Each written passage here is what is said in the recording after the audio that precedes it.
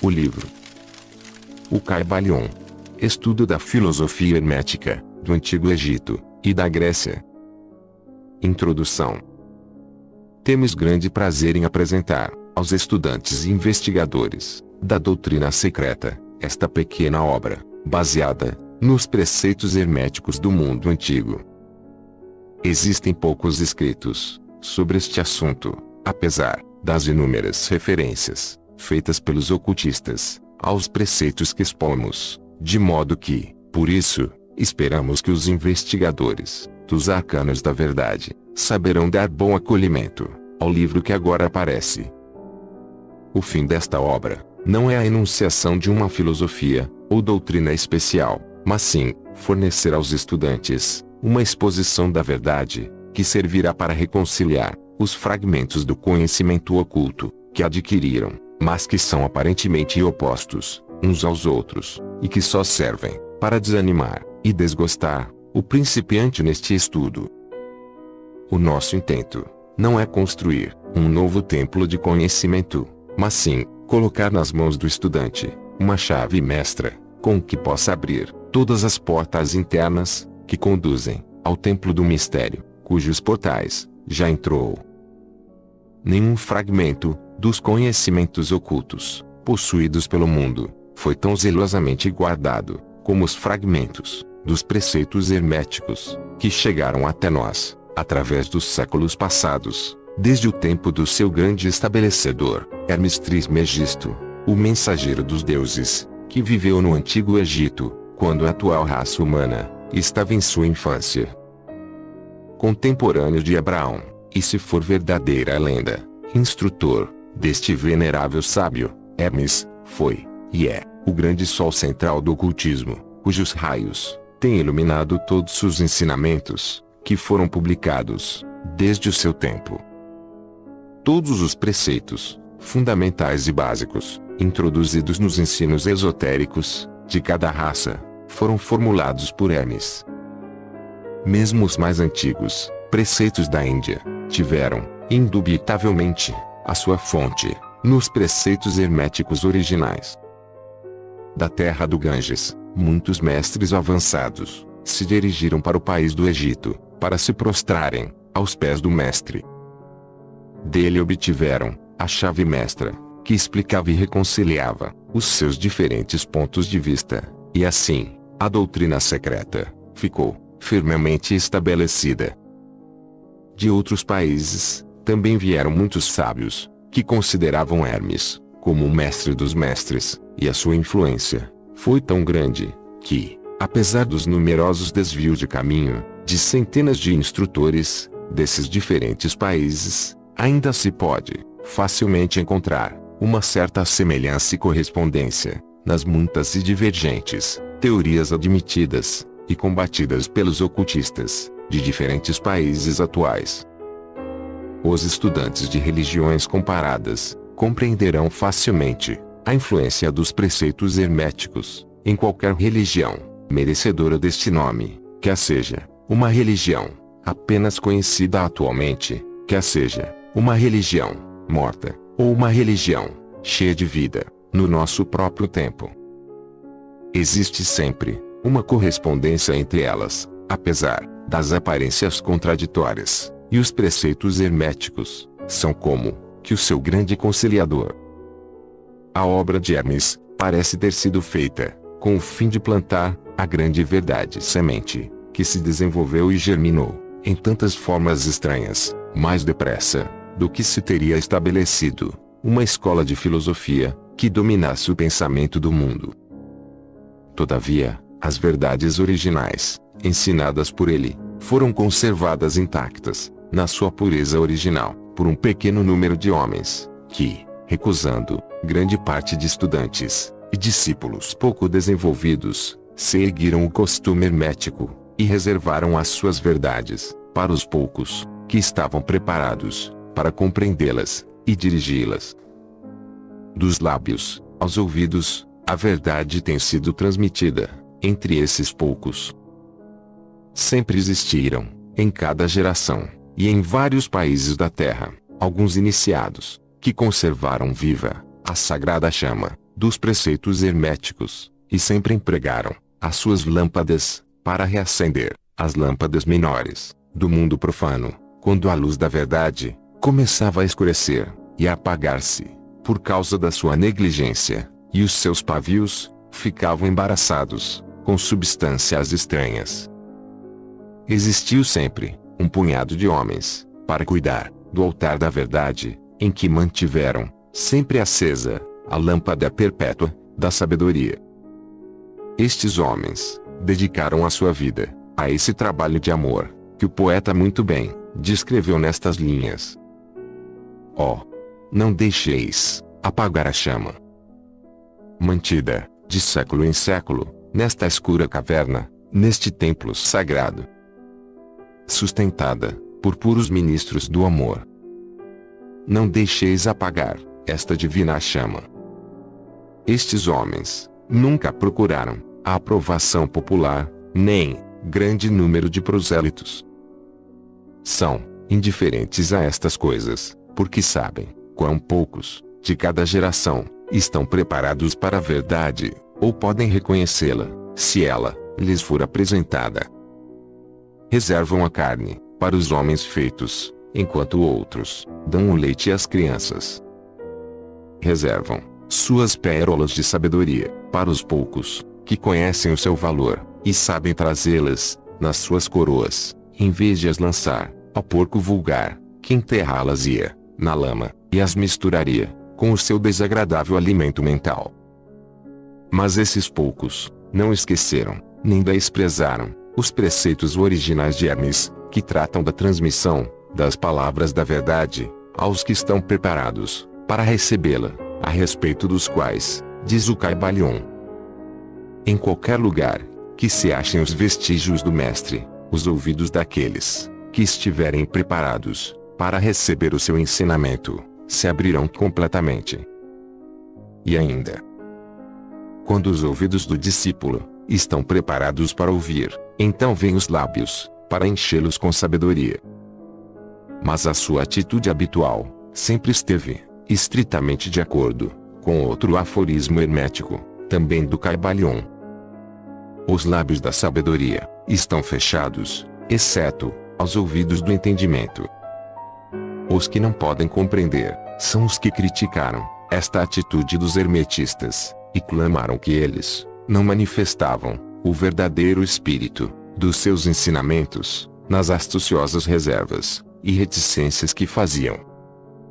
Porém, um rápido olhar retrospectivo nas páginas da história mostrará a sabedoria dos mestres, que conheciam que era uma loucura pretender ensinar ao mundo o que ele não desejava saber, nem estava preparado para isso. Os hermetistas nunca quiseram ser mártires. Antes, pelo contrário, ficaram silenciosamente retirados, com um sorriso de piedade nos seus fechados lábios, enquanto os bárbaros se enfureciam contra eles, nos seus costumeiros divertimentos de levar à morte e à tortura os honestos, mas desencaminhados entusiastas, que julgavam ser possível obrigar uma raça de bárbaros a admitir a verdade, que só pode ser compreendida pelo eleito, já bastante avançado no caminho. E o espírito de perseguição ainda não desapareceu da terra.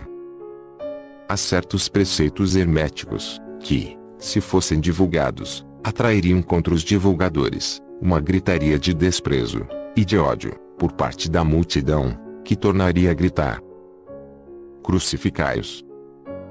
Crucificai-os!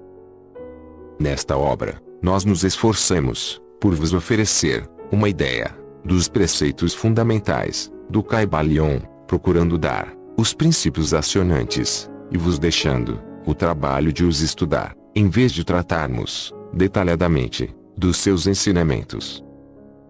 Se fordes verdadeiros estudantes, podereis compreender e aplicar estes princípios. Se o não fordes, deveis vos desenvolver, porque de outra maneira, os preceitos herméticos serão para vós somente palavras, palavras, palavras. Os 13 iniciados à filosofia hermética. Os lábios da sabedoria estão fechados, exceto aos ouvidos do entendimento. O Caibalion. Do Velho Egito, saíram os preceitos fundamentais esotéricos e ocultos, que tão fortemente têm influenciado as filosofias de todas as raças, nações e povos, por vários milhares de anos. O Egito, a terra das pirâmides e da esfinge, foi a pátria da sabedoria secreta e dos ensinamentos místicos. Todas as nações receberam dele a doutrina secreta. A Índia, a Pérsia, a Caldeia, a Média, a China, o Japão, a Assíria, a antiga Grécia, e Roma, e outros países antigos, aproveitaram lautamente dos fatos do conhecimento que os hierofantes e mestres da terra dizes, tão francamente, ministravam aos que estavam preparados para participar da grande abundância de preceitos místicos e ocultos que as mentes superiores deste antigo país tinham continuamente condensado.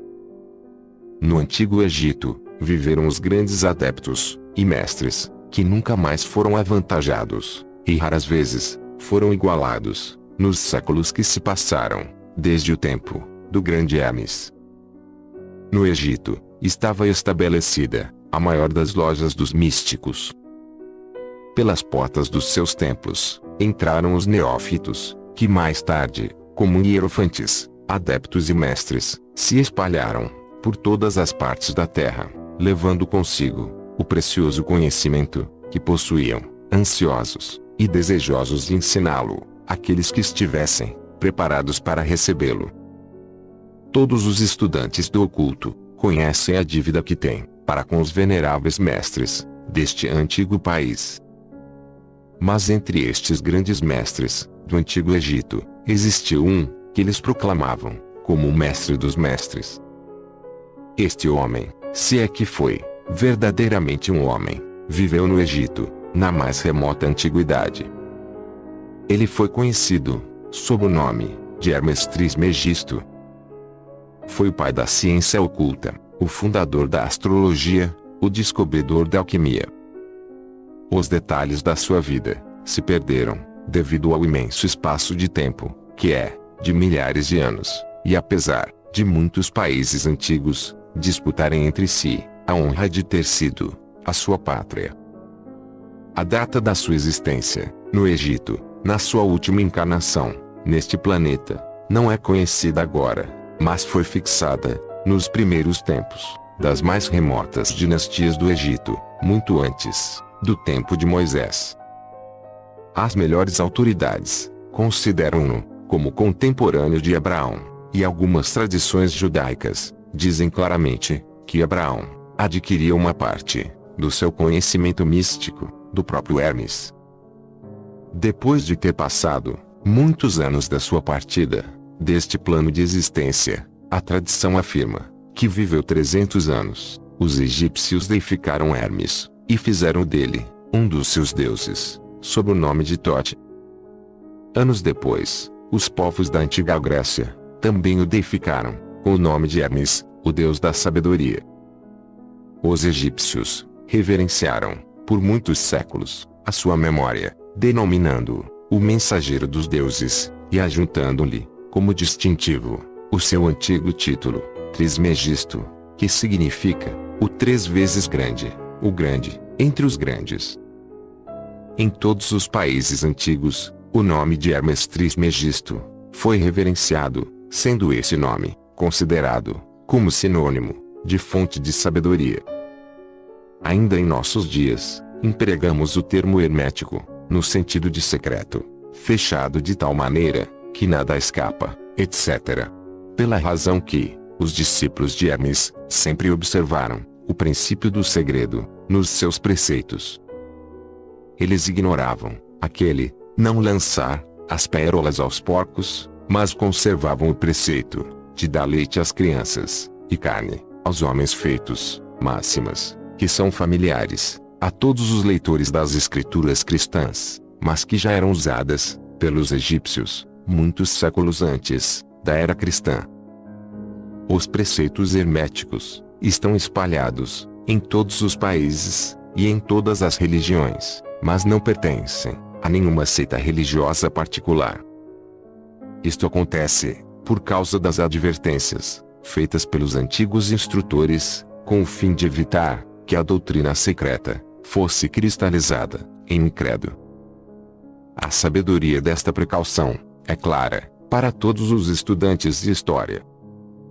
O antigo ocultismo da Índia e da Pérsia degenerou-se e perdeu-se completamente, porque os seus instrutores tornaram-se padres e misturaram a teologia com a filosofia, vindo a ser, por consequência, o ocultismo da Índia e da Pérsia, gradualmente perdido no meio das massas de religiões, superstições, cultos, credos e deuses. O mesmo aconteceu com a antiga Grécia e Roma, e também com os preceitos herméticos dos gnósticos e cristãos primitivos, que se perderam no tempo de Constantino, e que sufocaram a filosofia com o manto da teologia, fazendo assim a Igreja perder aquilo que era a sua verdadeira essência e espírito, e andar às cegas durante vários séculos, antes de tomar o seu verdadeiro caminho, porque todos os bons observadores deste 20º século dizem que a Igreja está lutando para voltar aos seus antigos ensinamentos místicos.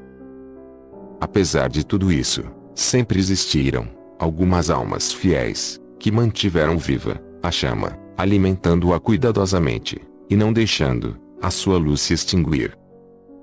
E graças a estes firmes corações e intrépidas mentes, temos ainda conosco a verdade. Mas a maior parte desta não se acha nos livros. Tem sido transmitida de mestre a discípulo, de iniciado a hierofante, dos lábios aos ouvidos. Ainda que esteja escrita em toda parte, foi propositalmente velada com termos de alquimia e astrologia, de modo que só os que possuem a chave podem na ler bem.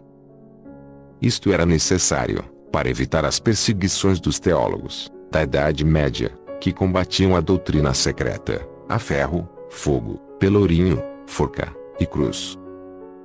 Ainda atualmente, só encontramos alguns valiosos livros de filosofia hermética, apesar das numerosas referências feitas a ela nos vários livros escritos sobre diversas fases do ocultismo. Contudo, a filosofia hermética é a única chave mestra que pode abrir todas as portas dos ensinamentos ocultos. Nos primeiros tempos, existia uma compilação de certas doutrinas básicas do hermetismo, transmitida de mestre a discípulo, a qual era conhecida sob o nome de Caibalion, cuja significação exata se perdeu durante vários séculos. Este ensinamento é, contudo, conhecido por vários homens, a quem foi transmitido dos lábios aos ouvidos desde muitos séculos. Estes preceitos nunca foram escritos ou impressos até chegarem ao nosso conhecimento. Eram simplesmente uma coleção de máximas, preceitos e axiomas não inteligíveis